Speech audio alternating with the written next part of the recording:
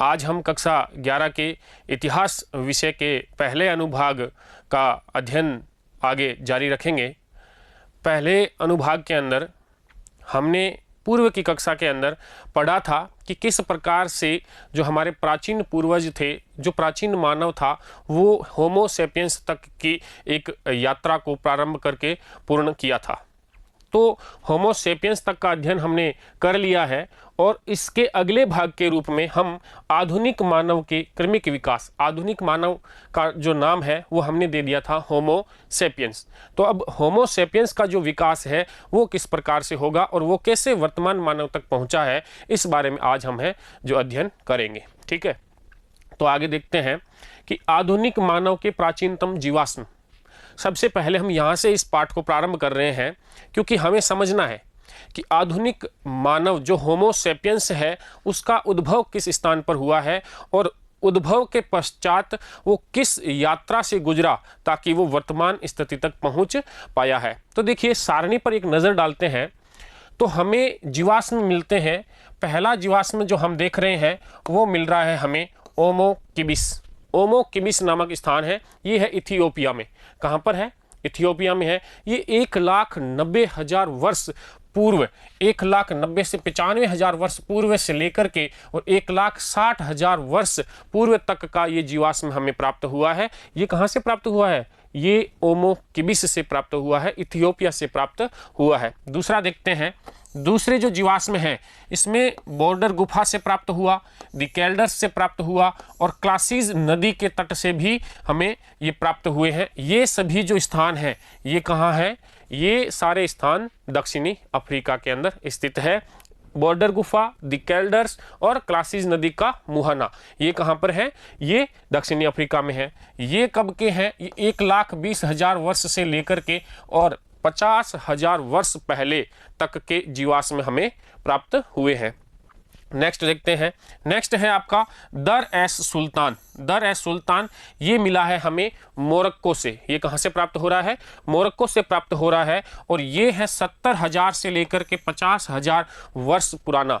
70,000 से 50,000 वर्ष पुराना है और ये मोरक्को से मिला है।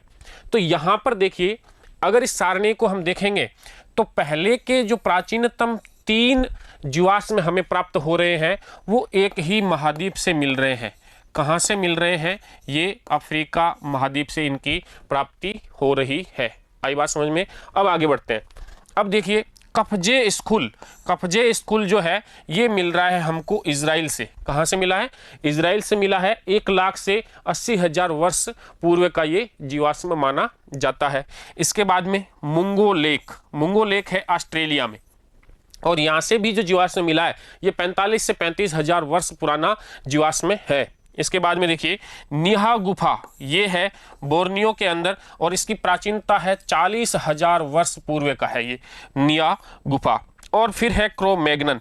क्रो-मैग्नन मिला कहाँ से है? फ्रांस से। क्रो-मैग्नन फ्रांस में स्थित है और ये 35,000 वर्ष पुराना जीवाश्म है।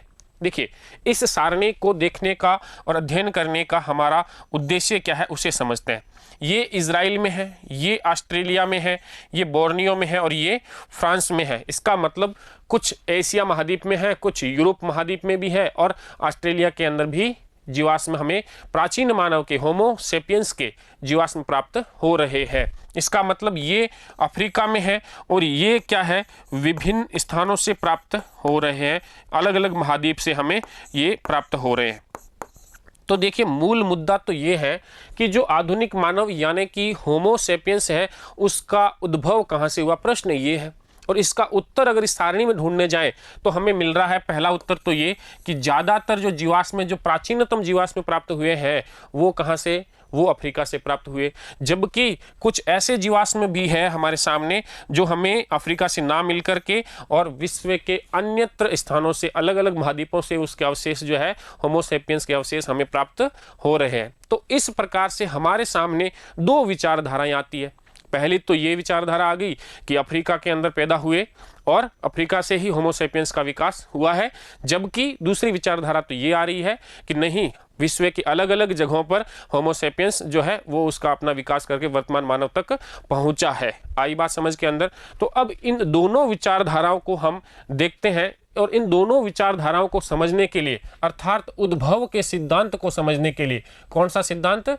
उद्भव का सिद्धांत। हमने दो मॉडल लिए हैं। पहले मॉडल का नाम है प्रतिस्थापन मॉडल या रिप्लेसमेंट मॉडल और दूसरा है क्षेत्रीय निरंतरता का मॉडल या कंटिन्यूटी मॉडल। तो देखते हैं कि ये दोनों मॉडल हमें किस प्रकार से समझाएंगे कि मनुष्य का या होमो सेपियंस आधुनिक मानव का उद्भव कहां से हुआ है। देखिए, पहला जो मॉडल है प्रतिस्थापन मॉडल या रिप्लेसमेंट मॉडल, वो तो कहता है कि होमो सेपियंस जो है वो कहां पर हुए थे। होमो सेपियंस जो है वो अफ्रीका में हुए। कहाँ के लिए बता रहा है? अफ्रीका में हुए हैं और अफ्रीका से फिर वो एशिया की तरफ गए, अफ्रीका से ही वो यूरोप की तरफ गए और अफ्रीका से ही ये विश्व के अन्य भागों की ओर गए थे। इसका मतलब प्रतिस्थापन मॉडल ये कह रहा है कि अफ्रीका में होमो सेपियंस का मूल रूप से उद्भव हुआ और फिर यहाँ से जो होमो सेपियंस है वो विश्व के अन्य भागों में फैल गए थे और जो वर्तमान मानव है उसका मूल रूप से जो उद्भव है वो कहाँ से माना जाए? वो अफ्रीका से माना जाना चाहिए। ये तो कौन सा मॉडल कहता है? प्रतिस्थापन या रिप्लेसमेंट मॉडल कहता है। रिप्लेसमेंट जो मॉडल है इसका सीधा सीधा मतलब यही है कि विश्व में चाहे कहीं पर भी होमो सेपियंस था वो सारे के सारे बदल गए और वर्तमान मानव की शक्ल के अंदर आ गए। आखिर इन्होंने क्या कर दिया? सभी को प्रतिस्थापित कर दिया और अफ्रीका से ही इसका क्या माना जाए? मूल उद्भव माना जाए। ये तो हो गई आपकी पहली विचारधारा। उसके बाद देखते हैं दूसरी विचारधारा जिसको हम कहेंगे क्षेत्रीय निरंतरता। क्षेत्रीय निरंतरता कंटिन्यूटी मॉडल। इसके अनुसार ये कहा जाता है कि होमो सेपियंस यूरोप में भी हुए, होमो सेपियंस अफ्रीका में भी हुए और होमो सेपियंस एशिया में भी हुए। इन्होंने यहाँ पर अपना विकास किया और एशिया में भी जो अलग से होमो सेपियंस जाति थी उनका भी विकास हुआ, यूरोप में जो होमो सेपियंस थे उनका भी विकास हुआ और उन्होंने अपने जो है वहाँ की परिस्थितियाँ थी जिस प्रकार से, उस प्रकार से उनके लक्षणों का जो है वो विकास हुआ। इसलिए जो प्रथम मानव देखा गया वो उत्पत्ति के रूप में सभी आपस में क्या थे? अलग अलग थे। दोनों चीज़ें ये कह रही है कि क्षेत्रीय निरंतरता मॉडल ये कहेगा आपको कि यूरोप के अंदर भी पैदा हुए होमो सेपियंस और वहाँ की परिस्थितियों के हिसाब से उनके जो विकास की गति है, जो रफ्तार है वो अलग है। जैसी रफ्तार और गति है वो अफ्रीका में है वैसी यूरोप में नहीं है और वैसी एशिया में भी नहीं है। मतलब अलग अलग जगह पर मनुष्य के उद्भव हुआ है और उन्होंने उस स्थान की परिस्थितियों के हिसाब से अपने अंदर क्या किए हैं? परिवर्तन किए हैं, विकास के रास्ते पर वो आगे बढ़े हैं। तो ये हो गया आपका कौन सा मॉडल? क्षेत्रीय निरंतरता का मॉडल। ये और दूसरा कौन सा हो गया? प्रतिस्थापन मॉडल या रिप्लेसमेंट मॉडल। दोनों विचारधाराएं जो है वो मनुष्य के उद्भव के सिद्धांत के रूप में मानी जाती है। आ गई बात समझ के अंदर? तो अब देखते हैं कि जो होमो सेपियंस मानव है उसका उद्भव तो हमने समझा कि इन दो सिद्धांतों के तहत इसके उद्भव की बात की जाती है।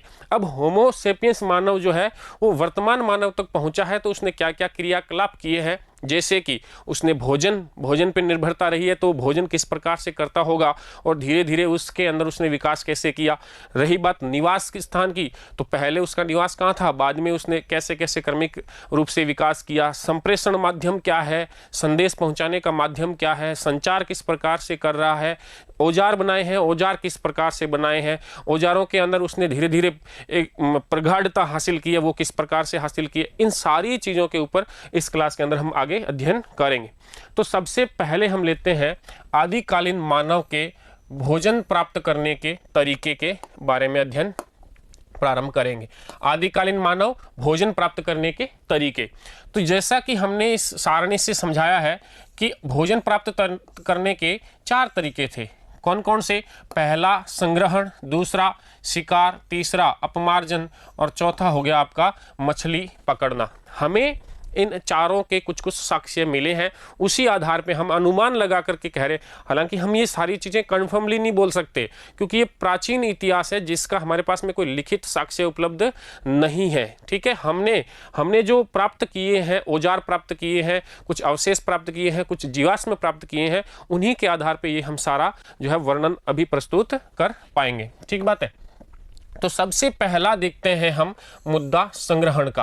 पहला तरीका भोजन प्राप्त करने का कि ये है संग्रहण। संग्रहण से तात्पर्य ये हुआ कि जो पेड़ पौधे हैं उनसे खाद्य पदार्थ जो है ये प्राप्त करते हैं। किससे? पेड़ पौधों से खाद्य पदार्थ प्राप्त करते थे, पेड़ पौधों से खाद्य पदार्थ। और इन पदार्थों के अंदर कौन हो सकता है? देखिए, जड़ी बूटियां जो हम कई प्रकार की वनों से यूज करते हैं, कंद, मूल, फल इत्यादि, ये जो चीज़ें हैं ये हमें पेड़ पौधों से प्राप्त होती है। और इन्हीं चीज़ों का मनुष्य ने क्या किया? संग्रहण किया। क्या किया? संग्रहण किया और उन्हें अपने निर्वाह के लिए प्रयोग में लाए। आ गई बात समझ के अंदर।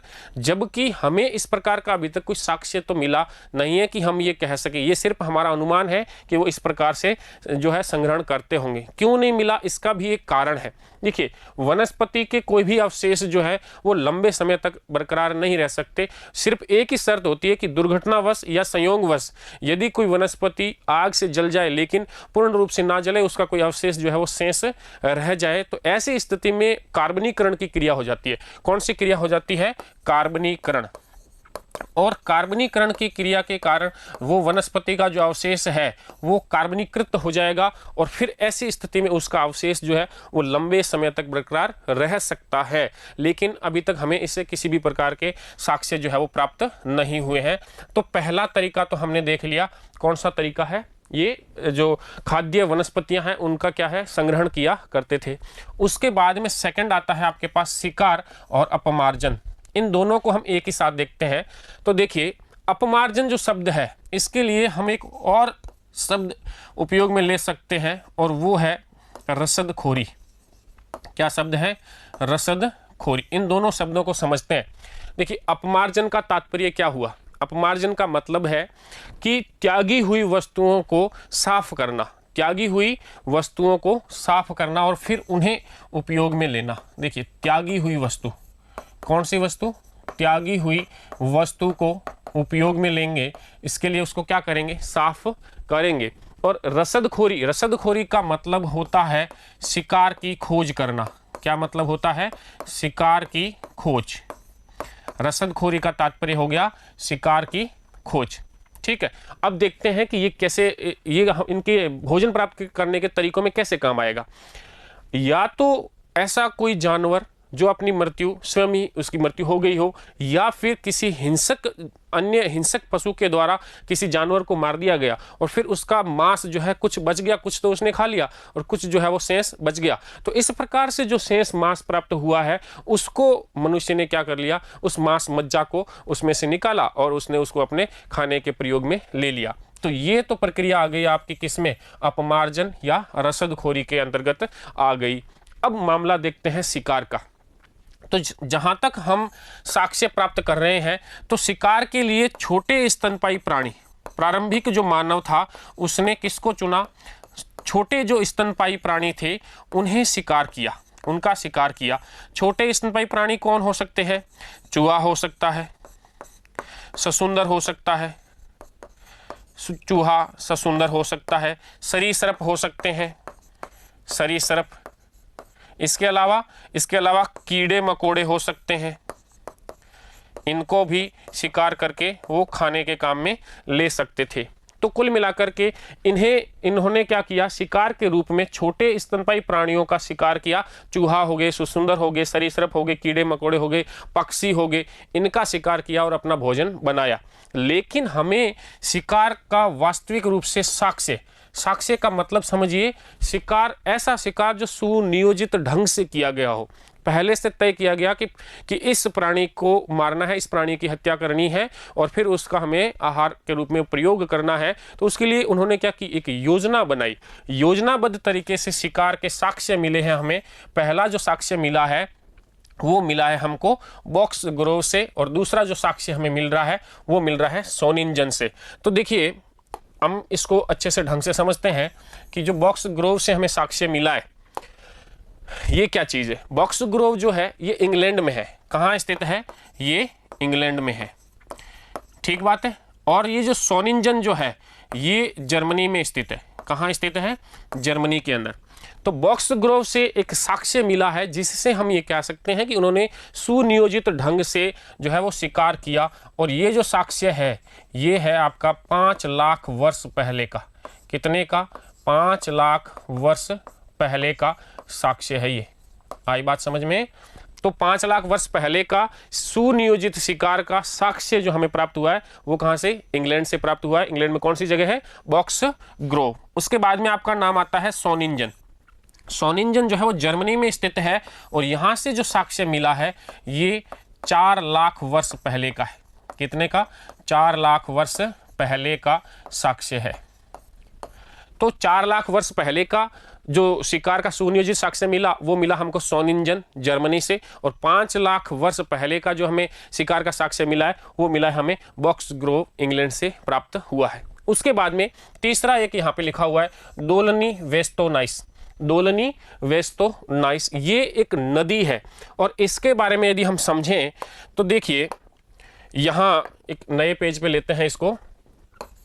दोलनी नदी वोस्टोनाइस, दोलनी वोस्टोनाइस नदी के बारे में अगर हम बात करें तो देखिए ये एक प्रकार से एक नदी है, ठीक है। इस नदी के दोनों तरफ में अलग अलग विशेषताएं मौजूद हैं। यहाँ पर सूखा है, सूखा भाग है क्योंकि ये पठारी भाग है। कैसा भाग है? पठारी भाग है दक्षिणी, जबकि जो उत्तरी भाग है ये मैदानी भाग है। कैसा भाग है? मैदानी भाग है। अब यहाँ जो मैदानी भाग है और यहाँ पर जंगल है, इस जंगल के अंदर रेंडियर, कौन से प्राणी रहते हैं? रेंडियर रहते हैं, घोड़े। यहाँ इनका नाम क्यों लिया जा रहा है ये भी हम समझेंगे। रेंडियर और घोड़े हैं, ये क्या करते हैं? वसंत का मौसम आता है और पतझड़ का मौसम आता है, तो जब पतझड़ का मौसम होता है तब ये इस नदी को पार करते हैं। ये जो पशु है ये इस नदी को पार करते हैं और इस तरफ जाते हैं, और जब वसंत का मौसम लौटता है तब वापस ये इस नदी को पार करते हैं और ये इस तरफ में आते हैं। तो यहाँ पर इस दोलनी नदी घाटी के आसपास सबसे पहले ये चीज़ ध्यान रख लेना, ये दोलनी वेस्टोनाइस जो नदी है ये चेक गणराज्य में है। कहाँ पे है? चेक गणराज्य में, ठीक बात है। तो चेक गणराज्य की ये नदी है दोलनी। अब यहाँ क्या कह रहे हैं हम कि रेंडियर और घोड़े ये जो प्राणी है ये इस नदी को पार करने के कार्य साल में 2 बार करते हैं, ठीक है। अब यहाँ का जो मानव था, यहाँ जो स्थित आदि मानव है, इस दोलनी वेस्टोनाइस नदी से रेंडियर और घोड़े के कई प्रकार के साक्ष्य हमें जीवाश्मों के तहत प्राप्त हुए हैं। तो ये क्या करते थे? इनको पता है, इन आदि मानव को पता है कि जब ये नदी को पार करेंगे तो ऐसी स्थिति के अंदर जब इनकी गति धीमी होगी तो इनका अधिक मात्रा में एक साथ में क्या किया जा सकेगा? शिकार किया जा सकेगा। तो इस स्थल पर शिकार करना, इस स्थल पर इनके अधिकतम साक्ष्य प्राप्त होना, घोड़े की हड्डियों के, रेंडियर की हड्डियों के अधिकतम साक्ष्य प्राप्त होना, इसी बात का संकेत है कि आदि मानव ने अब क्या प्रारंभ कर दिया था? सुनियोजित शिकार। कौन सा शिकार प्रारंभ कर दिया है? आदि मानव ने सुनियोजित शिकार जो है वो करना अब यहाँ पर उसने प्रारंभ कर दिया था। तो हम बात कर रहे हैं शिकार की, और शिकार के साक्ष्य हमें कहाँ से मिले हैं? बॉक्स ग्रोव से इंग्लैंड से 5 लाख वर्ष पहले का है, सोनजिंग से जर्मनी में है 4 लाख वर्ष पहले का है, और सुनियोजित ढंग का कई सारा जो है एक ही जगह पे इसके साक्ष्य प्राप्त हुए हैं। वो दोलनी नदी घाटी, दोलनी वेस्टोनाइस जो नदी है चेक गणराज्य के अंदर है। कहाँ पर स्थित है? ये चेक गणराज्य में स्थित है, और यहाँ से भी इसके सुनियोजित शिकार करने के साक्ष्य हमें प्राप्त बहुत मात्रा में हुए हैं। अब देखते हैं अगला तरीका। अगला तरीका है आपका मछली पकड़ना। देखिए मछली पकड़ने के तरीके को अगर हम समझें तो देखिए यहाँ पर हमें मछली पकड़ने के भी कई सारे साक्ष्य मिले हैं। कैसे साक्ष्य मिले हैं?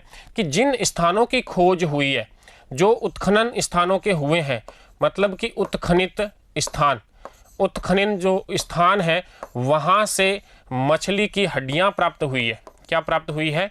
मछली की हड्डियाँ। इसका मतलब ये हुआ कि वो आदि मानव जो है वो मछली पकड़ना जानता था और मछली पकड़ने के बाद उसे अपने आहार के रूप में वो प्रयोग में लाया करते थे। ठीक बात है।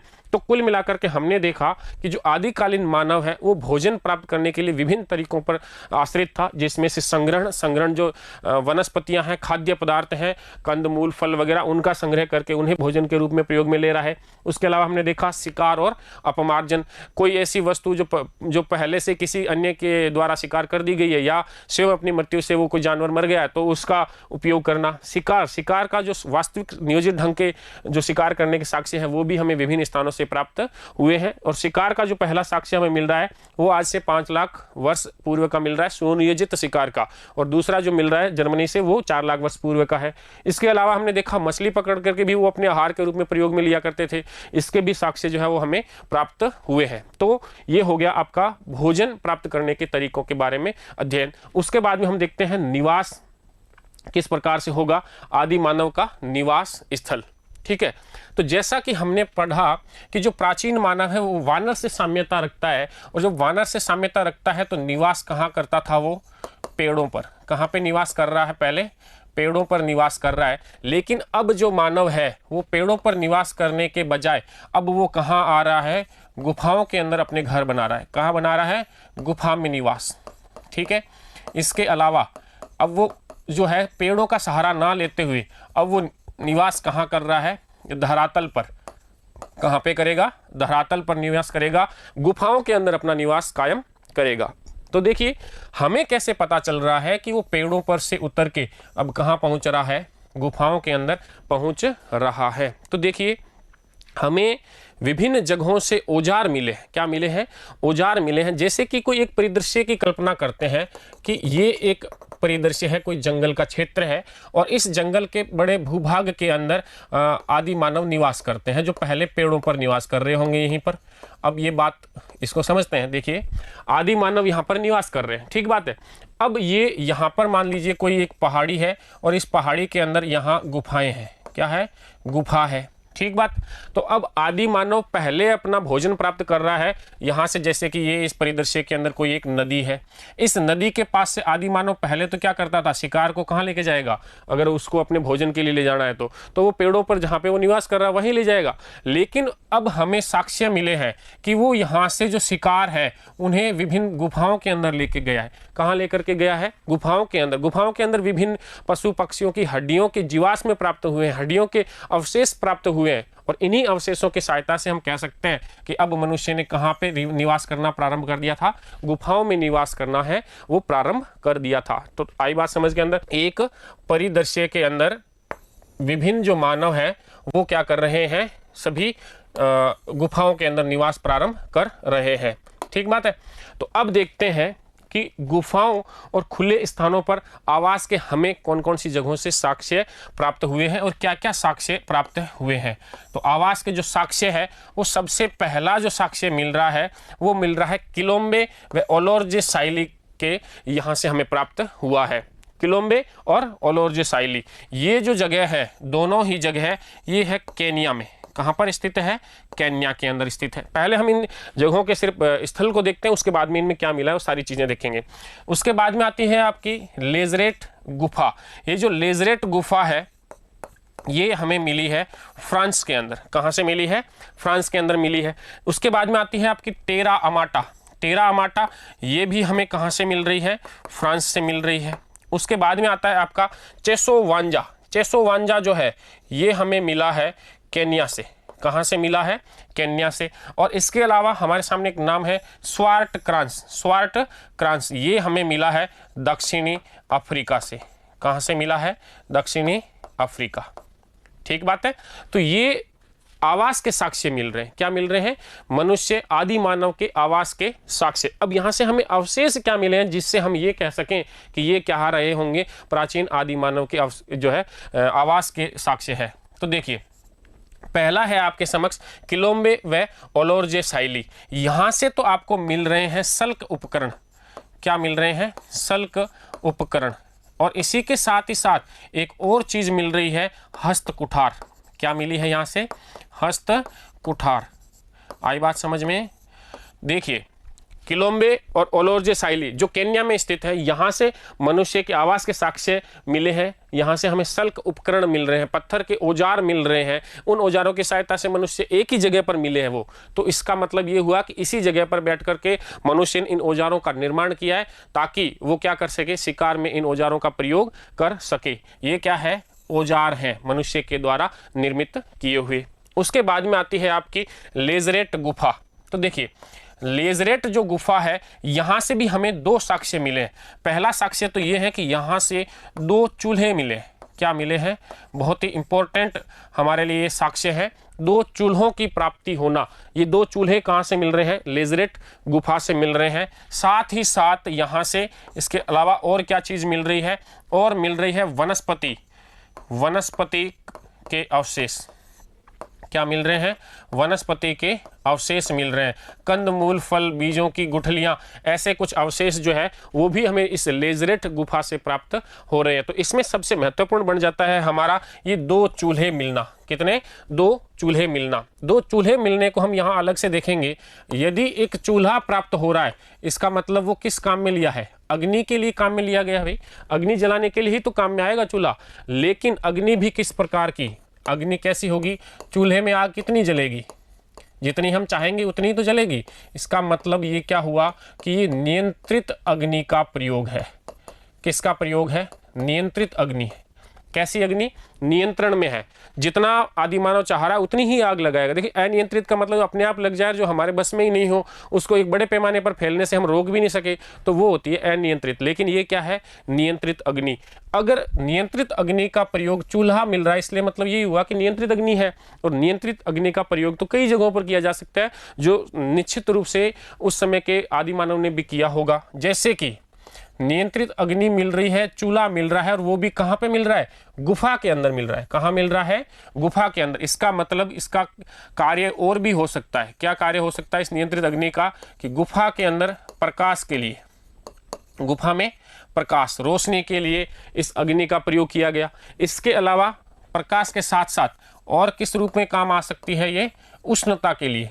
अगर ठंडी है, सर्दी का मौसम है, तो आग जला दी, आग जलाने से क्या होगी? गर्मी प्राप्त होगी, उष्णता प्राप्त होगी। तो पहला तो बिंदु हमने ये ले लिया कि इस नियंत्रित अग्नि का प्रयोग किस रूप में किया जा सकता होगा? गुफा में प्रकाश के लिए भी किया जा सकता होगा और गुफा में उष्णता के लिए भी किया जा सकता होगा। दूसरा देखिए, जंगली जानवरों को भगाने के लिए भी, जंगली जानवर भगाने हेतु। आई बात समझ में?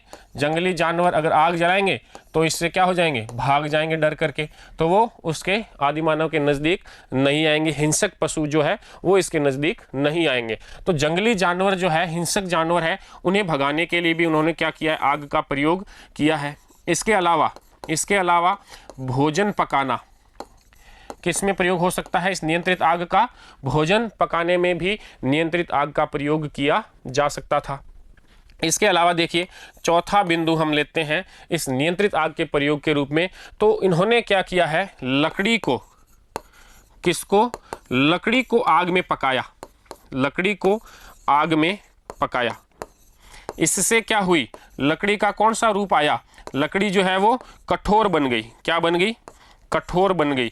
लकड़ी को आग में जब पकाया, धीमी आंच पर उसको पकाया गया है, लकड़ी को पकाया गया, लकड़ी को थोड़ा उसको गर्म किया है, तो उससे वो लकड़ी क्या हो गई है? कठोर हो गई है। और ऐसी कठोर लकड़ी का एक भाला फेंकने का, हाथ से भाला फेंकने का जो एक औजार है, वो हमें यहाँ से प्राप्त भी हुआ है। इन अवशेषों से प्राप्त हुआ है भाला फेंकने का हथियार। तो लकड़ी को कठोर करने के लिए भी आग का प्रयोग करना मानव जो है, आदि मानव जो है, वो सीख गया है। तो कुल मिलाकर के हमारे सामने नियंत्रित आग के प्रयोग की चार बातें आती है। पहली, गुफा में प्रकाश या उष्णता प्रदान करने के लिए। उसके अलावा जंगली जानवरों को भगाने के लिए, भोजन पकाने में, और लकड़ी को कठोर करने में नियंत्रित आग का प्रयोग किया जा सकता था। तो ये तो हमें कहाँ से मिले हैं? लेजरेट गुफा से ये साक्ष्य प्राप्त हुए हैं। उसके बाद में आता है आपका टेरा अमाटा। टेरा अमाटा फ्रांस के अंदर स्थित है, और टेरा अमाटा से हमें एक साक्ष्य मिला है। साक्ष्य किस बात का मिल रहा है? कि घास फूस किसकी बनी हुई है? घास फूस व लकड़ी, घास फूस व लकड़ी की छत वाली झोपड़ी मिली है। घास फूस व लकड़ी की छत वाली क्या मिल रही है? झोपड़ी। आई बात समझ में? ये भी काफ़ी महत्वपूर्ण साक्ष्य मिल रहा है। लकड़ी और घास फूस के द्वारा उसने अपनी क्या बनाई है? झोंपड़ी की छत बनाई है। झोंपड़ी की छत शब्द याद में यहाँ पे ध्यान में रखना है, टेरा माटा से ये प्राप्त हो रही है। तो ये किस प्रकार का साक्ष्य है? ये जो साक्ष्य है ये एक आवास का है और मौसमी आवास का। कौन से प्रकार का आवास हो गया ये आपका? मौसमी आवास। मौसमी, आई बात समझ में?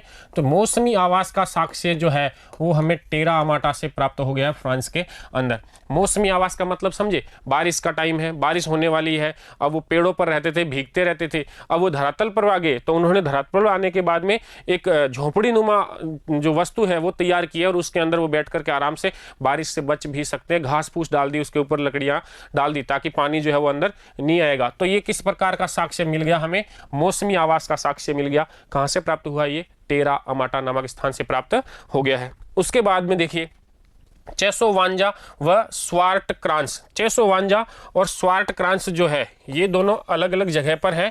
ये कहाँ कहाँ पे स्थित है?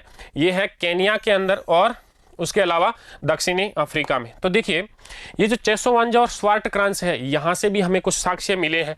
साक्ष्य क्या मिले हैं? देखिए एक तो हमें यहाँ पे मिले हैं पत्थर के औजार। क्या मिले हैं?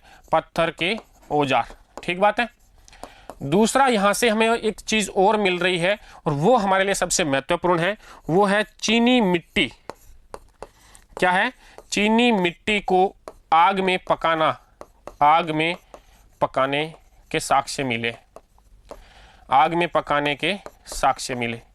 चीनी मिट्टी के बर्तन को क्या कर रहा है? वो चीनी मिट्टी जो है वो मिली है, हमें अवशेष मिला है उसका और वो आग में पकाई हुई है। इसका मतलब क्या है कि अब वो धीरे धीरे बर्तन बनाने की कला, बर्तन बनाने की कला को अब वो ढूंढ रहा है। चीनी मिट्टी को वो क्या कर रहा है? आग में पका रहा है ताकि वो है जो अब स्थायी हो जाए, थोड़ी उसकी आकृति जो उसका गुण है वो कठोर हो जाए, बर्तनों का गुण कठोर हो जाए। तो चीनी मिट्टी को आग में पकाना, प्लस यहाँ से जली हड्डियों के, जली हुई हड्डियों के साक्ष्य भी मिल रहे हैं हमको। कैसी हड्डियां हैं? जली हुई हड्डियां हैं, जानवरों की है, उनके साक्ष्य भी हमें चेसोवांजा और स्वार्ट क्रांस से प्राप्त हो रहे हैं, जो दोनों अलग अलग जगह पर स्थित है। चेसोवांजा केन्या के अंदर और स्वार्ट क्रांस कहाँ पे स्थित है? दक्षिणी अफ्रीका में स्थित है। तो कुल मिलाकर के हमने बात की है आदि मानव के निवास स्थल की। निवास स्थल के रूप में हमने कहा कि हमें किसी एक ही जगह पर, एक पूरे परिदृश्य में सभी जगह पर नहीं प्राप्त हुए, किसी विशेष विशेष स्थानों से उपकरण प्राप्त हुए हैं, औजार प्राप्त हुए हैं। इससे हम कह सकते हैं कि मनुष्य ने पेड़ों से उतर करके गुफाओं के अंदर अब अपना निवास प्रारंभ कर लिया था और इस निवास के हमें कई प्रकार के साक्ष्य भी प्राप्त हुए हैं। पहला जो साक्ष्य है हमने देखा किलोम्बे और ओलोर्जे साइलेस से हमें प्राप्त हो रहा है, जो कि कहाँ पर स्थित है? केन्या के अंदर स्थित है। लेजरेट गुफा, यहाँ से भी हमें साक्ष्य मिल रहा है, चूल्हे का साक्ष्य हमें प्राप्त हो रहा है। वनस्पतियों के कुछ कंदमूल और गुठलियों के जो है वो हमें साक्ष्य यहाँ से मिल रहे हैं। टेरा अमाटा फ्रांस में है, यहाँ से हमें एक झोपड़ी प्राप्त हो रही है, जो झोपड़ी जो है वो उसकी छत डाली गई है। छत किससे डाली है? उन्होंने लकड़ी और घास फूस की सहायता से उसकी छत बनाई है। इसके अलावा चेसोवांजा और स्वार्ट क्रांस, यहाँ से भी हमें साक्ष्य मिल रहे हैं, पत्थर के उपकरण मिल रहे हैं। इसके अलावा हमें चीनी मिट्टी को अग्नि में पकाने का जो साक्ष्य है वो भी यहाँ से हमें प्राप्त हो रहा है। और इसके अलावा हमें यहाँ से क्या मिल रहे हैं? जली हुई हड्डियों के अवशेष भी जो है वो हमें यहाँ से प्राप्त हो रहे हैं। तो कुल मिलाकर ये हुआ आपका आदि मानव का निवास स्थान। अब हम देखते हैं कि आदि मानव ने औजारों का निर्माण किया, वो किस प्रकार से किया और इस क्षेत्र में प्रगति कहाँ से और कैसे आई है ये देखते हैं। तो देखिए औजारों का निर्माण, यहाँ हम आदि मानव के द्वारा औजारों के निर्माण की बात पढ़े उससे पहले एक बात जानना महत्वपूर्ण है। औजारों का निर्माण या उपकरणों का निर्माण सिर्फ और सिर्फ मानव ही कर रहा है ऐसी बात नहीं है। इस क्षेत्र के अंदर जानवर भी अग्रणी रहे हैं, जैसे कि पक्षियों के द्वारा कुछ ऐसे स्थान का निर्माण किया गया, कुछ ऐसे इस उपकरणों का निर्माण किया गया जिससे वो अपने भोजन में भी उनको सहायता प्राप्त हो सके और जिससे उनकी सामाजिक और प्राकृतिक सुरक्षा भी संभव हो सके। जैसे चिड़िया ने घोंसला बनाया, उससे उसका क्या हुआ? प्राकृतिक जो है उसको सुरक्षा प्रदान हो गई। तो चिड़िया ने भी वो एक तरीके का औजार उपकरण ही तो निर्मित किया। इसके अलावा चिंपैंजी जो होते हैं वो भी अपने भोजन को प्राप्त करने के लिए कुछ विशेष प्रकार के जो है वो उपकरण बनाते हैं। तो ये संभव सी बात है कि आदि मानव ने भी अपने विकास के लिए, चाहे वो भोजन के लिए हो, चाहे वो निवास के लिए हो, चाहे शिकार के लिए हो, क्या किया है, औजारों का निर्माण प्रारंभ किया था। ठीक बात है। तो प्राचीनतम साक्ष्य जो औजारों के निर्माण का आपको मिलेगा, सबसे प्राचीनतम साक्ष्य, औजार निर्माण का प्राचीनतम साक्ष्य ये हमें मिल रहा है इथियोपिया से। कहाँ से मिल रहा है? इथियोपिया। आई बात समझ में? इथियोपिया। और उसके बाद जो है वो हमें मिल रहा है केन्या से। कहाँ से मिल रहा है? इथियोपिया और केन्या। यहाँ से आदि मानव के द्वारा औजारों का निर्माण किए जाने का सबसे प्राचीनतम साक्ष्य मिल रहा है। और यहाँ से जो साक्ष्य मिल रहा है वो कौन से मानव के द्वारा? ऑस्ट्रेलोपिथिकस मानव के द्वारा बनाए गए औजार का साक्ष्य है। ऑस्ट्रेलोपिथिकस, कौन से मानव के द्वारा बनाए गए औजार मिल रहे हैं? यहाँ से ऑस्ट्रेलोपिथिकस मानव के द्वारा बनाए गए औजार कहाँ से मिल रहे हैं? इथियोपिया और केन्या से हमें प्राप्त हो रहे हैं। ये आदि मानव के सबसे प्राचीनतम औजारों का साक्ष्य है। इसके अलावा देखिए, अब जब इन्होंने औजारों का निर्माण किया है तो उसमें विशेष प्रकार के औजार बना रहे हैं। कैसे औजार बना रहे हैं? जैसे कि छेनी। क्या बना रहे हैं? छेनी या रुखानी बोलते हैं उसको। क्या बोलते हैं? छेनी या रुखानी प्रकार के जो औजार हैं ये निर्मित हो रहे हैं। इनकी सहायता से क्या किया जा सकता है? छेनी जो है वो उसकी जो आगे का भाग है वो नुकीला और पीछे का भाग जो है वो चपटा होता है, जिसके द्वारा क्या किया जा सकता है? कुरेदने का कार्य, मतलब नक्काशी करने का कार्य। क्या कार्य किया जा सकता है? नक्काशी कार्य। तो ऐसे औजार भी बनाने प्रारंभ कर दिए हैं जिससे लकड़ी को कुरेदा जा सकता है। क्या करते हैं? लकड़ी को कुरेदना या लकड़ी के ऊपर नक्काशी का कार्य करना। इसके लिए छेनी और रुखानी प्रकार के जो है वो औजार जो है मनुष्य ने निर्मित करने प्रारंभ कर दिए हैं। इसके अलावा जब औजारों का निर्माण हो गया है तो मनुष्य ने अब एक अलग प्रकार के जंतुओं का शिकार किया। कैसे जंतुओं का शिकार किया है? मनुष्य ने जिनकी मोटी चमड़ी हो, मोटी खाल, और वो भी कैसी? रोएदार। कौन सी वाली?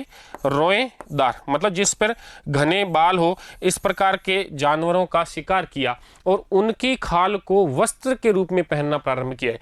उनकी खाल को क्या किस रूप में उपयोग ले रहे हैं? कपड़ों के रूप में।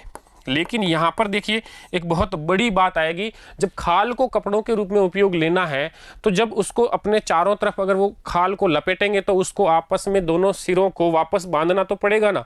तो बांधने का कार्य हुआ, इसका मतलब इसको हम क्या कहेंगे? कपड़ों की सिलाई ही तो बोलेंगे। हालांकि वो कपड़े नहीं है, वो खाल है, लेकिन उसकी भी क्या की है उन्होंने? सिलाई की है। तो सिलाई करने का जो साक्ष्य है वो भी हमें यहाँ से मिल रहा है। और सिलाई करने का जो साक्ष्य है ये मिल रहा है आपको 21,000 वर्ष पहले। कब मिल रहा है? 21,000 वर्ष पहले का ये प्राचीनतम साक्ष्य मिला है। किसका साक्ष्य मिला है आपको? सिलाई का साक्ष्य यहाँ से प्राप्त हुआ। ये बहुत ही महत्वपूर्ण तथ्य है कि अब मनुष्य ने सिलाई करना सीख लिया है। आज से 21,000 वर्ष पहले की घटना का हम बात कर रहे हैं। ये कैसे हुआ है कि मोटी खाल वाले या रोएदार जीव जो है, जिनकी खाल जो है वो रोएदार हो, ऐसे जानवरों का अब मनुष्य ने क्या किया? शिकार किया और उनकी खाल को कपड़ों के रूप में इस्तेमाल करते हुए उन्होंने क्या किया है? उनकी सिलाई करी है। और ये सिलाई का जो साक्ष्य हमें मिल रहा है ये 21,000 वर्ष पहले का साक्ष्य मिल रहा है। इसके अलावा छेनी और रुखानी का भी प्रयोग किया है, जिससे वो क्या कर सकते हैं? नक्काशी कार्य कर सकते हैं, लकड़ी को कुरेदने का कार्य जो है वो ये कर सकते हैं। और औजारों के निर्माण का जो सबसे प्राचीनतम साक्ष्य है ये हमें कहाँ से प्राप्त हो रहे हैं? 2 स्थानों का नाम याद रखना है, इथियोपिया और केन्या। यहाँ से जो है वो हमें ये प्राचीनतम साक्ष्य प्राप्त हो रहा है। आई बात समझ में? और जो औजारों का निर्माण जो है वो प्राचीनतम साक्ष्य कौन सी मानव जाति का है? तो ये है ऑस्ट्रेलोपिथिकस नामक मानव जाति का। ठीक है, छोटी छोटी बातें हैं, आराम से याद रह जाएगी। अब देखिए औजारों का जो निर्माण किया जाता है उसकी टेक्निक इन्होंने जो यूज की है वो है पंच ब्लेड तकनीक। कौन सी तकनीक है? पंच ब्लेड तकनीक। अब देखिए हम समझते हैं कि ये पंच ब्लेड तकनीक है क्या। तो आपके समक्ष ये चित्र दिया गया है, इस चित्र से हम आसानी से समझेंगे। तो देखिए मैं इस चित्र को नाम देता हूं, ये क चित्र है, उसके बाद में ये ख चित्र है, और फिर ये जो चित्र है ये ग चित्र है। ठीक बात है। और ये घ चित्र है और अंत में ये हड़ चित्र है। ठीक बात। अब देखते हैं तो क चित्र के अंदर क्या कर रहा है आदि मानव कि उसने एक पत्थर लिया। उसने क्या लिया? एक पत्थर लिया और इस पत्थर को एक हस्त कुठार की सहायता से, ये क्या हो गया? हस्त कुठार है। इस हस्त कुठार की सहायता से यहाँ पर इस पे चोट करी, इस पे क्या करी, चोट करी। तो यहाँ से ये जो भाग है, ये ऊपर वाला भाग देखिए, ये जो भाग है, ये जो ऊपर वाला भाग है, ये अब यहाँ से अलग हो गया और इस पत्थर की ये जो समतल जो सतह है वो हमारे समक्ष आ गई। आई बात समझ के अंदर? देखिए अब ये जो इस प्रकार की जो समतल सतह आ गई है, पहले ये इस प्रकार का पत्थर था, अब यहाँ से इसको कट कर दिया गया, तो अब इस पत्थर की कैसी समतल सतह जो है वो हमारे समक्ष आ गई है इस पत्थर की। अब क्या किया है इसने कि जो ये समतल सतह वाला जो पत्थर है, ये देखिए इसकी समतल सतह, ठीक है, और ये वो पत्थर, अब इस पत्थर के ऊपर इसने ये छेनी प्रकार का, किस प्रकार का, छेनी प्रकार का, ठीक है, छेनी मतलब जिसका अगला वाला भाग नुकीला हो, पिछले वाला भाग जो है वो मोटा हो, और हाथ में ये हस्तकुटार तो लिया हुआ है, ये हस्तकुटार है। अब इस ये जो छेनी है ये किसकी हो सकती है, या तो ये किसी पशु की सींग है, क्या है, सींग हो सकती है, या हड्डी हो सकती है जिसको क्या कर दिया हो, नुकीला कर दिया हो, आगे से हड्डियों को क्या कर दिया, नुकीला कर दिया। तो सींग या हड्डियां हैं उसको छेनी के रूप में प्रयोग किया और इस हस्तकुटार की सहायता से अब इसके ऊपर चोट करनी प्रारंभ की। या फिर ये तो सींग की सहायता से कर रहा है और ये कोई हड्डी है, खड़ा होकर के अपने दोनों पैरों के बीच में उस पत्थर को पकड़ लिया और फिर किसी नुकीली हड्डी की सहायता से इस पर चोट कर रहा है, और चोट करने की वजह से कुछ नुकीले भाग इसमें से निकल करके बाहर आए, जिन्हें हम यहाँ देख सकते हैं चित्रहड़े के अंदर।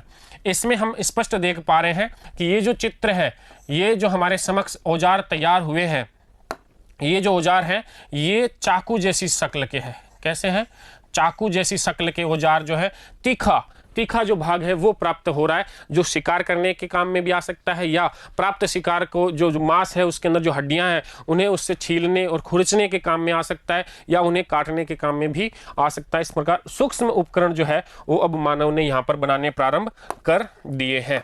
तो आई बात समझ के अंदर? कुल मिलाकर के हमने देखा कि आदि मानव जो है वो औजारों का निर्माण करना प्रारंभ कर रहा है। हालांकि औजार निर्माण कोई सिर्फ मानव ने ही नहीं किया है, ये अन्य भी कई सारे जानवरों ने भी ये कार्य किया है जो उनके लिए उपयोगी रहा है। उसके बाद हमने देखा है प्राचीनतम साक्ष्य जो औजार निर्माणों का है वो हमें इथियोपिया और केन्या से प्राप्त हो रहा है। इसके अलावा हमने देखा कि ये जो प्राचीनतम साक्ष्य है वो ऑस्ट्रेलोपिथेकस नामक मानव जाति का ये साक्ष्य है। इसके अलावा हमने देखा छेनी और रुखानी का भी प्रयोग जो है वो मनुष्य ने प्रारंभ कर दिया, जिससे लकड़ी पे नक्काशी की जा सकती है या उसको कुरीदने का जो काम है वो किया जा सकता है। इसके अलावा हमने देखा कि उन्होंने ऐसे शिकार किए जो मोटी खाल वाले जानवर थे, जिनके ऊपर रोए थे, जो बाल वाले घने बालों की अधिकता थी, उनमें ऐसे शिकार किए और उनके जो खाल है उसे कपड़ों के रूप में प्रयोग किया और सिलाई का यहाँ पर आविष्कार हुआ है। और ये जो सिलाई का साक्ष्य है ये हमें कब का मिल रहा है, 21,000 वर्ष पहले का ये हमें साक्ष्य प्राप्त हो रहा है। ये सारी जो कहानी हम पढ़ रहे हैं, जो औजारों की कहानी, उन औजारों को निर्मित करने की जो तकनीक है उसे हम क्या कहते हैं, पंच ब्लेड तकनीक। कौन सी तकनीक है, पंच ब्लेड तकनीक। और पंच ब्लेड तकनीक में किस प्रकार से औजारों का निर्माण किया जाता है ये चीज हमने अध्ययन कर ली है। अब हम बढ़ते हैं इसके अगले भाग की ओर, और अगला भाग है आदि मानव संप्रेषण और संचार का विकास। देखिए यहां से एक नया शब्द जुड़ेगा, भाषा। संप्रेषण और संचार जो होता है वो किसके माध्यम से होगा, भाषा के माध्यम से होगा। हालांकि भाषा का विकास हम इस विषय के अंदर नहीं करेंगे, अगले विषय के अंदर हम भाषा का विकास जो है उसको हम पढ़ेंगे डिटेल के साथ में। लेकिन उसके अलावा भी, हालांकि यहाँ भाषा का उपयोग तो नहीं हुआ है, लेकिन इसने अपने संदेश, आदि मानव ने अपने संदेश जो है उसका क्या किया, संप्रेषण किया। एक अपने मनोभावों को अगले व्यक्ति तक पहुंचाना, चाहे वो शाब्दिक हो, चाहे वो अशाब्दिक हो, चाहे वो भाव के रूप में दिया गया हो, ये सब चीज़ क्या कहलाती है, ये संप्रेषण कहलाती है। तो देखिए संप्रेषण की कई सारी टेक्निक उस समय के मानव ने इस्तेमाल की है, जिसमें सबसे पहली है अंग विक्षेप। पहली कौन सी है, अंग विक्षेप।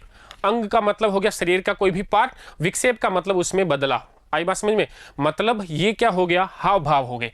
ये क्या हो गए, हाव भाव को बदल करके, हाव भाव क्या हो गए, हाव भाव, या इशारे से, हाथ या किसी भी अन्य शरीर के अंग के इशारे के द्वारा हम क्या करेंगे, अगर कोई हमारा मैसेज संप्रेषित करेंगे तो उसको हम क्या बोलेंगे, अंग विक्षेप बोलेंगे। जैसे कि प्राचीनतम मानव, जैसे कोई वो बोल नहीं पा रहा है, कुछ भी बोलना उसको नहीं पता है कि क्या बोलना है किसी चीज़ की, लेकिन उसको कोई संकट दिख रहा है या कोई शिकार करना है और किसी को बुलाना है तो वो हाथ से बुला सकता है। जाना है तो ऐसे कह सकता है, हाथ भी ना उसको प्रयोग में करना आता हो तो सिर से बुलाने के लिए कह सकता है, ना भी कर सकता है। इस प्रकार के जो संकेत है उसको हम क्या बोलेंगे, अंग विक्षेप। ठीक है, तो पहला जो सबसे प्राचीन मानव है लगभग उसने जो भी संप्रेषण का कार्य किया है तो अंग विक्षेप की सहायता से ही किया। जो दूसरा हमारे पास में आता है वो हो गया मौखिक अशाब्दिक संचार। मौखिक का मतलब मुंह से तो निकला है लेकिन शब्द नहीं है, मुंह से निकला लेकिन शब्द नहीं है, तो वो कौन सा हो गया, मौखिक और अशाब्दिक संचार। जैसे कि किसी को आवाज निकालना, किसी अन्य जीव जंतु की आवाज निकालना, शेर की तरह दहाड़ना, हाथी की तरह चिंघाड़ना, या इसी प्रकार के अन्य जो जानवर थे उन्होंने आपस में एक दूसरे का अर्थ तय कर रखा होगा कि भाई यदि मैं इस प्रकार की आवाज़ निकालता हूँ तो इसका मतलब ये है, इसका तात्पर्य ये है। इस प्रकार से उन्होंने आपस में जो तय कर रखा है, तो वो जो संप्रेषण है वो कैसा संप्रेषण हो गया, मौखिक और अशाब्दिक संचार। इसके बाद में आता है आह्वान या बुलावों की क्रिया। तो देखिए, आदि मानव ने सर्वप्रथम जो भाषा है वो इसी रूप में प्रयोग की थी। आदि मानव के द्वारा इसमें क्या हुआ है, सर्वप्रथम भाषा का प्रयोग ये यहीं पर हुआ, सर्वप्रथम भाषा का प्रयोग। ठीक बात है। अभी तक मौखिक अशाब्दिक जो संचार था वो किसी भाषा के अंतर्गत नहीं आ रहा है, लेकिन अब ये आह्वान कर रहा है, किसी को मदद के लिए बुला रहा है, बुलाने के लिए कुछ शब्द उसने काम में लिया, कुछ न कुछ उसने मुंह से जो बोला है वो हमारे लिए क्या है, आदि मानव द्वारा सबसे पहले भाषा का प्रयोग किए जाने की प्रक्रिया मानी जाती है। इसके बाद में हम देखते हैं अगले बिंदु के रूप में होमो हेबिलस की कुछ विशेषता। तो देखिए, याद कीजिए पहली क्लास के अंदर हमने देखा था कि होमो को 3 भागों में हमने बांटा था, और होमो को जो 3 भागों में बांटा उसमें पहला जो भाग था वो था होमो हेबिलस, और होमो हेबिलस का प्रादुर्भाव जो हमने पढ़ा था वो तो था 22 लाख वर्ष पूर्व। कब था, 22 लाख वर्ष पूर्व का। ठीक बात है। तो यहाँ पर आकर के अब होमो हेबिलस जो है उसके मस्तिष्क के अंदर कुछ ऐसी विशेषताएं उत्पन्न हो रही है, और ये विशेषताएं उत्पन्न हो रही है 20 लाख वर्ष पूर्व। आज से कितने वर्ष पूर्व, 20 लाख वर्ष पूर्व। ये कुछ विशेषताएं उसके दिमाग में आ रही है जिससे वो अब भाषा का प्रयोग कर पा रहा है। तो सबसे पहले जो भाषा का प्रयोग किया जा रहा है वो कौन से मानव के द्वारा किया जा रहा है, होमो हेबिलिस मानव की ये विशेषता थी। उसके मस्तिष्क में ये विशेषता हुई कि वो अब क्या कर रहा है, भाषा का प्रयोग करना शुरू कर रहा है। हालांकि वो भाषा कोई एक नॉर्मल और प्रचलित भाषा नहीं है, लेकिन वो सबसे पहले शब्दों का उच्चारण करना प्रारंभ कर रहा है। उसके बाद में आता है कला के द्वारा संचार। ये भी एक बहुत महत्वपूर्ण बात आती है। जहां भाषा की बात आएगी वहां पे कला के द्वारा संचार की भी बात हमें साथ ही साथ में करनी होगी। तो कला के द्वारा जो संचार किया जा रहा है उसका साक्ष्य हमें विभिन्न गुफाओं के अंदर मिल रहा है। और इन गुफाओं के अंदर क्या किया गया है, कौन सी कला का उपयोग किया गया है, इन गुफाओं के अंदर चित्रकला का उपयोग है। कौन सी कला है, चित्रकला है। चित्रकारी की गई है इन गुफाओं के अंदर, और इन गुफाओं के चित्रों को देख करके हम कह सकते हैं कि चित्रों के माध्यम से भी उन्होंने अपनी भावों का संप्रेषण जरूर किया होगा। तो देखिए, पहला साक्ष्य हमें मिल रहा है अल्टामीरा की गुफा। कौन सी गुफा है ये, अल्टामीरा। अल्टामीरा जो है ये स्पेन में है। कहाँ स्थित है, स्पेन के अंदर है। और ये अल्टामीरा की जो गुफा है इसकी खोज बर्सिलिनो ने की है। किसने की है, बर्सिलिनो। ये कौन है, इस गुफा के खोज करता है, ये हमें थोड़ा ध्यान में रखना है। बर्सिलिनो, ठीक है, स्पेन में स्थित है अल्टामीरा की गुफा। उसके बाद में हम देखते हैं लेस कॉक्स की गुफा और सौवे की गुफा। ये जो दोनों ही गुफाएं हैं ये दोनों ही स्थित है फ्रांस के अंदर। कहाँ पे स्थित है, फ्रांस में। ठीक है, लेस कॉक्स और सौवे दोनों गुफाएं फ्रांस में स्थित है, और यहाँ से भी हमें चित्र जो है वो प्राप्त हुए हैं। और अल्टामीरा की जो गुफा है यहाँ से भी हमें क्या प्राप्त हुए हैं, चित्र प्राप्त हुए हैं। अल्टामीरा के अंदर बर्सिलोना ने खोज की है। इसके बारे में हमें एक कथानक भी मिलता है। बर्सिलोनी जो है ये वहाँ पे जब खोज कर रहे थे तो इनकी एक छोटी बच्ची थी मारिया, जो गुफा के अंदर इधर उधर वैसे ही दौड़ रही थी, और दौड़ते हुए उसने अपने पापा से चिल्लाते हुए कहा कि पापा देखो छत पर बेल बनाया हुआ है, बेल की आकृति बनाई हुई है। उसके पापा ने उसको नज़रअंदाज किया कि ऐसी बच्ची बोल रही है, लेकिन जब उसने वास्तव में गहराई से अगर उसको देखा तो उसे भी नजर आया कि वास्तव में छत के ऊपर क्या बना हुआ था, एक सुंदर आकृति बनी हुई है, बेल की सुंदर आकृति बनी है। हालांकि उसमें रंगों का प्रयोग नहीं किया गया था। ठीक है, विभिन्न प्रकार की मिट्टियों के लेप के द्वारा जो है वो आकृति निर्मित की गई थी। रंगों का प्रयोग इस चित्र में नहीं मिलता है, लेकिन चित्रकारी जो है वो उन्होंने कर दी थी। तो यहाँ से हमें एक चीज़ और देखनी पड़ेगी कि अगर ये चित्रकारी का प्रयोग कर रहे हैं तो इस चित्रों का जो ये उपयोग है वो किस प्रकार से करेंगे, चित्रों का उपयोग किस प्रकार से करेंगे, उपयोग क्या रहा होगा इनका। तो यहाँ इस चित्रकला के बारे में दो प्रकार के मत मिलते हैं। कितने प्रकार के मत मिलते हैं? दो। पहला तो मत है धार्मिक, कि उन्होंने जो चित्र बनाए हैं वो उनकी धार्मिक भावनाओं को अभिव्यक्त करते होंगे। उनकी धार्मिक भावना है, यदि जैसे कि वो कुछ अनाज वगैरह प्राप्त कर रहे हैं तो उसके लिए वो बेलों का भी उपयोग कर रहे हैं, जुताई के लिए कर रहे हैं, तो उसने बेलों का चित्र बना लिया या किसी वनस्पति का चित्र बना लिया। तो ये जो है वो धार्मिक भावना प्रदर्शित हो रही है। जबकि दूसरा जो मत दिया जा रहा है वो मत ये है कि ये जो विभिन्न पशुओं की जो कलाकृतियाँ बनाई हैं, इन्होंने चित्र बनाए हैं, वो इसलिए बनाए हैं कि वो इनके द्वारा एक योजना बनाई जा रही है, एक योजना का निर्माण हो रहा है कि किसी पशु का शिकार कैसे करना है, और वो उस योजना की प्रक्रिया है। क्या है? शिकार की योजना है, शिकार की योजना है, उसकी प्रक्रिया है कि शिकार कैसे किया जाना है। और इस प्रक्रिया को चित्रों के माध्यम से उन्होंने स्थायी कर दिया है। चित्रों के माध्यम से क्या कर दिया है? स्थायी कर दिया है, ताकि ये जो योजना है ये अगली पीढ़ी, उन आदि मानवों की जो अगली पीढ़ी है वो भी इसको सीख सके।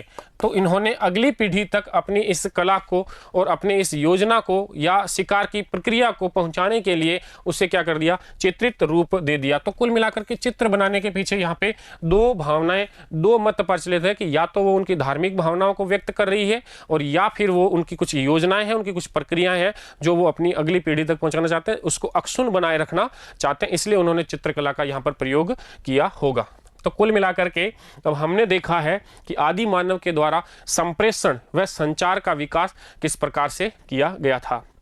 अब अगले भाग के रूप में हम देखेंगे वर्तमान शिकारी संग्राहक समाज को। अब तक हमने पढ़ा कि आदि मानव ने किस किस प्रकार से विकास किया है, चाहे वो भोजन प्राप्त करने का तरीका हो, चाहे वो निवास स्थान का हो, और चाहे वो औजार बनाने के बारे में हो, चाहे अपने विचारों के संप्रेषण का मुद्दा हो। इनको हमने पढ़ लिया। अब हम देखेंगे कि जो वर्तमान के अंदर भी कुछ शिकारी संग्राहक समाज जो है वो उपलब्ध है, और इन शिकारी संग्राहक समाज कौन कौन से हैं और कहाँ कहाँ से प्राप्त हुए और उनकी क्या विशेषताएं रही है, इनके बारे में अब हमें अध्ययन करना है। तो सबसे पहले 1876 के अंदर 1870 में एक ऐसे समाज की खोज हुई है जो शिकारी संग्राहक समाज है, उसका नाम है कुंगसेन समाज। कौन सा समाज है? कुंगसेन समाज। और ये जो कुंगसेन समाज है ये निवास करता है कालाहारी मरुस्थल में। कहाँ पे निवास करता है? कालाहारी मरुस्थल के अंदर ये समाज जो है वो निवास कर रहा है। कालाहारी मरुस्थल कहाँ है? ये अफ्रीका में है। कहाँ पर है? अफ्रीका में। तो ये कालाहारी मरुस्थल है, यहाँ से ये एक समाज मिला है कुंगसेन समाज, जो वर्तमान में मौजूद है, और ये शिकारी संग्राहक समाज है। इसके पीछे कहानी, एक घटनाक्रम कुछ इस प्रकार का मिलता है कि अफ्रीका का ही एक पशुचारक दल है, पशुचारक समूह है, उसका कोई एक सदस्य वहाँ से बिछड़ करके जंगलों की तरफ गया इस मरुस्थल के अंदर, और इस मरुस्थल के अंदर उन्हें एक ऐसा आदिवासी पद चिन्ह मिले, उनके आदिवासियों के पद चिन्ह मिले, और वो पद चिन्ह कुछ भिन्न प्रकार के थे। उसको कौतूहल हुआ कि ये क्या है। वो उसके पीछे पीछे जहां पहुंचा तो उससे वो पूरा समाज मिला, और उसके गांव भी वहां पे बसे हुए थे, उनके छोटे छोटे वो भी मिले, लेकिन वो गांव वीरान थे, क्योंकि उसने अपने विवरण में कहा है कि जब भी हम वहां पहुंचे तब वो डर के मारे जो है वो छुप गए थे, और हमें ये अच्छा लगा कि ये हमसे डरते हैं, इसलिए हमने उनके ऊपर क्या कर लिया? अधिकार कर लिया, और ये अधिकार जो बिना किसी युद्ध के भी संपन्न हो गया था। ऐसा विवरण जो है वो पशुचारी समूह का एक सदस्य है वो यहाँ विवरण प्रस्तुत कर रहा है। तो हमें ये ध्यान रखना है कि कुंगसेन समाज जो है ये एक ऐसा समाज है, वर्तमान समाज है, जो शिकारी संग्राहक समाज है, कालाहारी मरुस्थल से प्राप्त हुआ है। सबसे पहला है 1870 ईस्वी के अंदर प्राप्त हुआ है। दूसरा मिलता है हमको हादजा जन समूह। ये जो हादजा जन समूह है इसकी अगर हम स्थिति की बात करें तो ये रहता है लेक इयासी झील के पास। कौन सी झील है? लेक इयासी झील। ठीक है, ये लेक इयासी झील है, यहाँ पर ये रहता है, तंजानिया में स्थित है हादजा जन समूह। अब देखिए ये जो लेक इयासी झील के पास हादजा जन समूह है, इसकी जो खोज है ये 1960 में 1960 के अंदर, कब हुई है? 1960 के अंदर हुई है। मानव विज्ञानी है जेम्स वुडबर्न। कौन है? James Woodburn. इन्होंने हाजा जनसमूह के खोज की है और इनके ऊपर इन्होंने अपना विवरण प्रकाशित किया 1960 में। ये है क्या? मानव विज्ञानी। देखिए मानव विज्ञानी का क्या तात्पर्य है? मानव विज्ञानी कौन होंगे? जो मानव की संस्कृति और मानव के उद्विकासीय पहलुओं का अध्ययन जिस विज्ञान के अंतर्गत किया जाता है वो मानव विज्ञान होता है। ठीक है, इसकी परिभाषा हमें याद रख लेनी है कि मानवीय संस्कृति व इसके साथ साथ वो किसका अध्ययन करते हैं? मानव विज्ञान के उद्विकासीय पहलू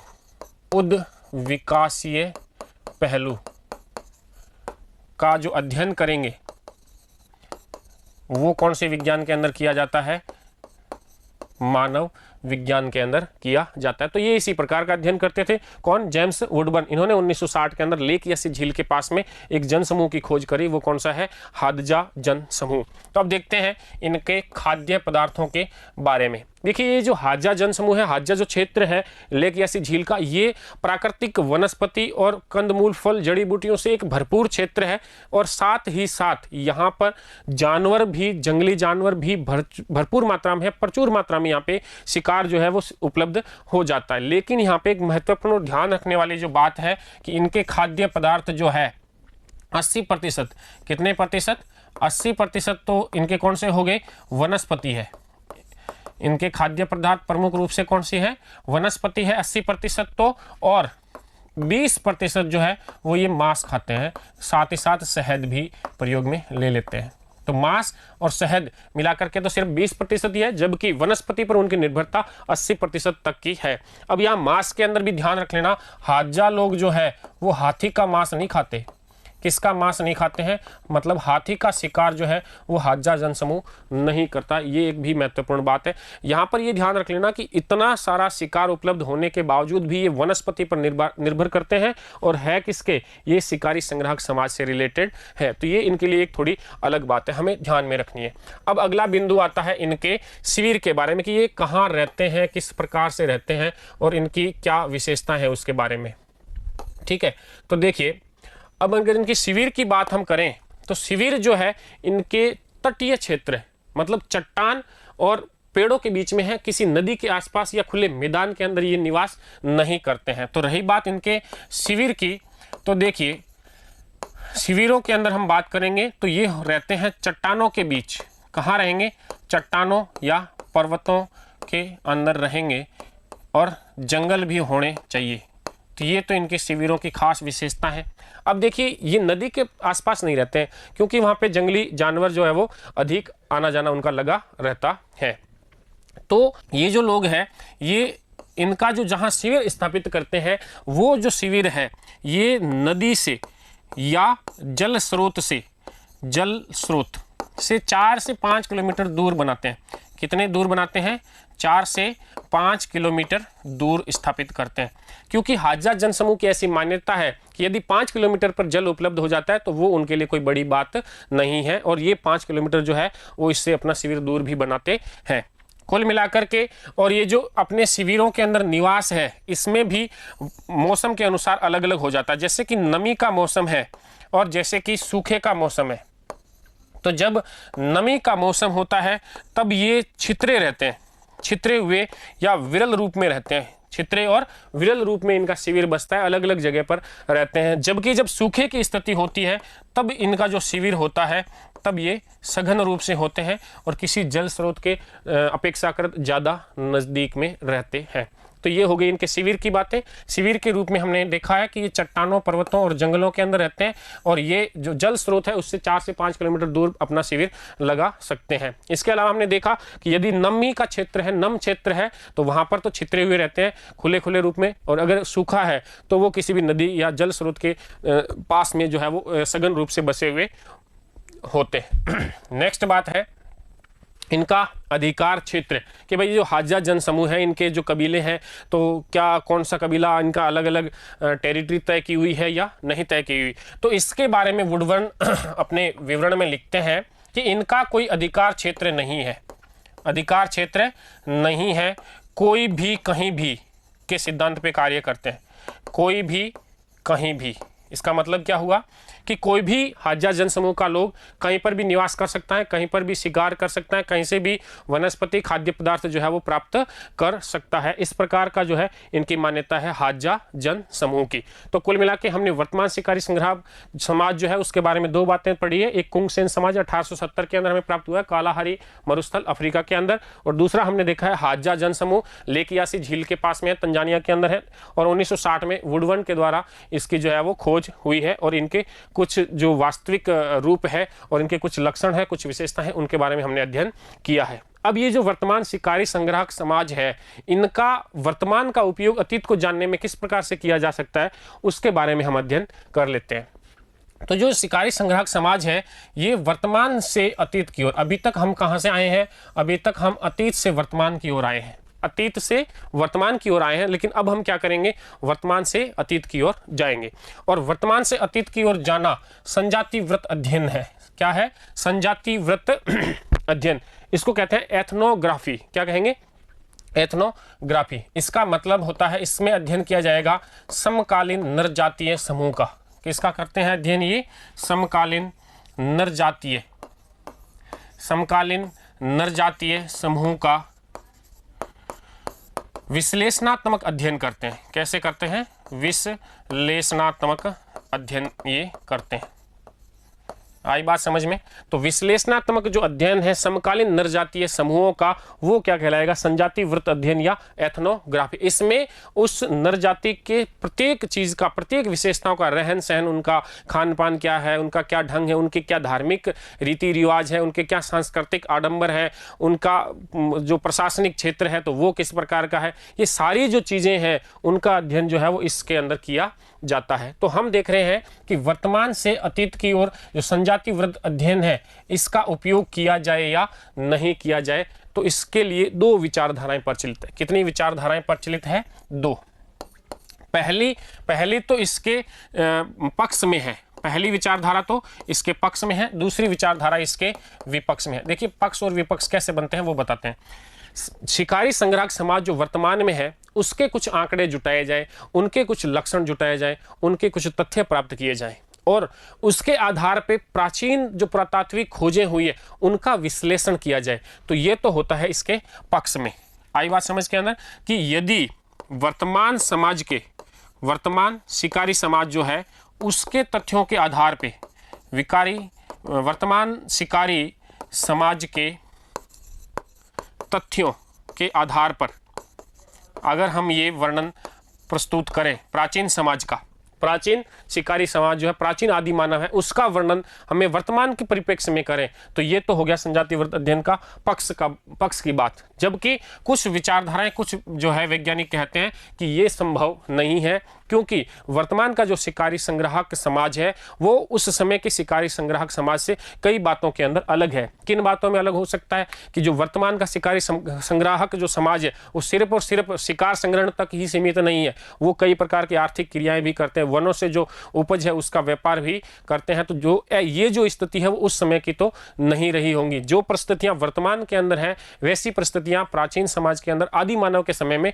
नहीं हो सकती थी। इसलिए जो है वर्तमान शिकारी जो संग्राहक समाज है उसके अध्ययन के आधार पे, उसके तथ्यों के आधार पे प्राचीन जो मानव है उसकी व्याख्या करना, उसका विश्लेषण करना काफी कठिन कार्य है।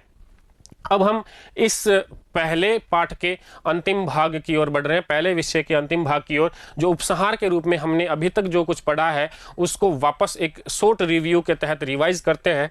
तो देखिए हमने सबसे पहले पढ़ा कि जो मानव आया है उसने क्या किया है? शिकार करना सीखा है। शिकार करना तो उसने सीख लिया, शिकार के बाद में वो क्या कर रहा है? आग की खोज हो गई है, अग्नि की खोज हो गई है, तो अब वो औजारों की भी खोज हो गई है, तो वो उस शिकार के अंदर से हड्डियां वड्डियां जो मांस प्राप्त किया है उसमें से ये सारी चीजें उसने निकाल दी और उसको गर्म किया, और गर्म करने के पश्चात जो है वो उसको संग्रहण करके भी खाद्य पदार्थों को रख रहा है। इतनी प्रोग्रेस उसने हासिल की। लेकिन यहाँ से अब स्थितियां परिवर्तित हो रही है। यहाँ से स्थिति कैसे परिवर्तित हो रही है? देखिए बात कर रहे हैं 13,000 वर्ष पूर्व की। कितनी? 13,000 वर्ष पूर्व की बात कर रहे हैं। तो देखिए 13,000 वर्ष पूर्व के अंदर क्या हुआ था? अंतिम हिम युग था। ये यहाँ पर क्या है? अंतिम हिम युग है। अंतिम हिम युग की समाप्ति हो गई है 13,000 वर्ष पूर्व। ठीक बात है। तो जो अंतिम हिमयुग की समाप्ति हो गई है 13,000 वर्ष पूर्व में, तब क्या हो रहा है कि अब जो मौसम में परिवर्तन हुआ है, अब थोड़ा तापमान बढ़ा। जब हिमयुग समाप्त हो गया तो ताप में क्या हुई है और वर्षा में बढ़ोतरी हुई है। क्या हुई है? वर्षा में बढ़ोतरी हुई है। इससे अब जो है वो जंगली क्षेत्र के अंदर कई प्रकार के जंगली फसलें जो है वो अपने आप उगनी प्रारंभ हो गई है, जैसे कि जंगली जौ और गेहूँ। जंगली जौ और गेहूं के अंदर क्या हो रही है, इसकी फसलें अपने आप ही उत्पादित हो रही है। साथ ही साथ जब ये मौसम बढ़िया आ रहा है, वर्षा में वृद्धि हो रही है, तो जंगलों के अंदर भी वृद्धि हो रही है।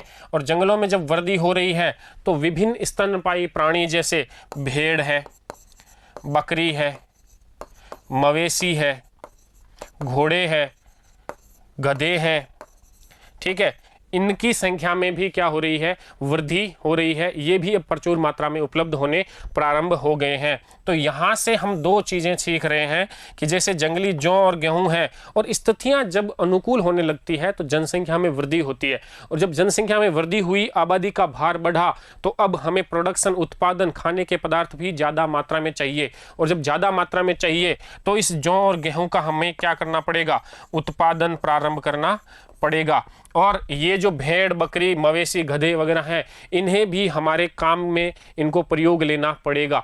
तो यहाँ से एक नई चीज़ें प्राप्त हो रही है। दोनों से क्या प्राप्त हो रही है, खेती और पशुचारण या पशुपालन।